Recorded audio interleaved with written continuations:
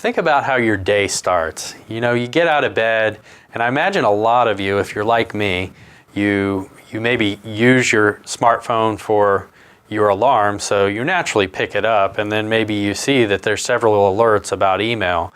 So as you go throughout your preparations before you leave for the office, you probably check emails on your smartphone, perhaps your tablet, maybe a home PC. My point being, you're doing all kinds of work before you ever step foot in the office. And this is being driven primarily by cloud and mobile trends that are catapulting us toward anytime, anywhere work environments. We're no longer bound by four walls. I can do work in our corporate office just as well as I could do it from my home office, or frankly, even from my car.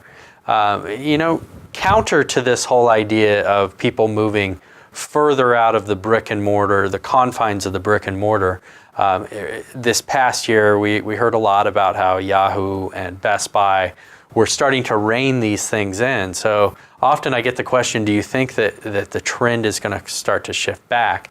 And in my opinion, the answer is no. The technology has gone too far, the capabilities have gone too far, and frankly, expectations have started to be built that there's some flexibility offered in work environments and work schedules. So what does this mean to CPAs? What are some of the important trends we see around this remote worker trend? First, the virtual office. You know, businesses giving up brick and mortar. Rebecca Ryan, in a presentation last year, talked about how the number of virtual offices doubled from 4% in 2011 up to 8% in 2012. So still not a huge number, but that's a significant increase year over year. The other thing is there's a lower hurdle for startup firms. So as we look at cloud technologies, as we look at even virtual office space, the hurdle, I don't need a huge capital outlay to go start my own business, to go start my own firm. If I have a list of clients, contacts, I can go start it up from my own basement, and I can fire up technology like that.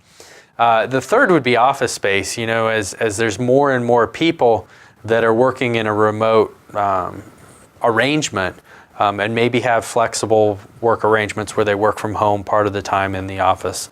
Others, people are looking at office space differently, reducing the amount of dedicated space and looking at things that, like hoteling, that the Big Four have used for years. Now, as you get into remote working, and trust me, we're living it here at Boomer. We've got a very dispersed workforce. But you have to change your thinking, and from many perspectives. So as a worker, you've got to ask yourself, is this for me? Remote work is not for everyone. It requires a very disciplined, well-organized individual to do this. As the manager, you now can't rely on our go-to measure of efficiency and effectiveness, which was, can I see them doing stuff? So activity is no longer your gauge. You've got to communicate with people, and you got to really set goals, and you got to follow up and hold them accountable and talk about what's going on in the world. Sometimes that doesn't happen because people can just look over and see that people are in their cube and doing their work. That's not the case in the remote environment. Then finally, for team members, similar to the manager, you're limited on the amount of ad hoc meetings, drive-by conversations. You don't have the opportunity for those.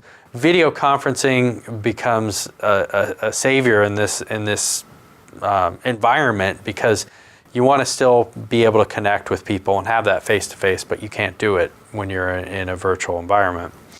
I just want to wrap by saying this is a real trend, and it will become a real differentiator for many of you, or even a deal breaker for some potential employees in terms of the expected flexibility.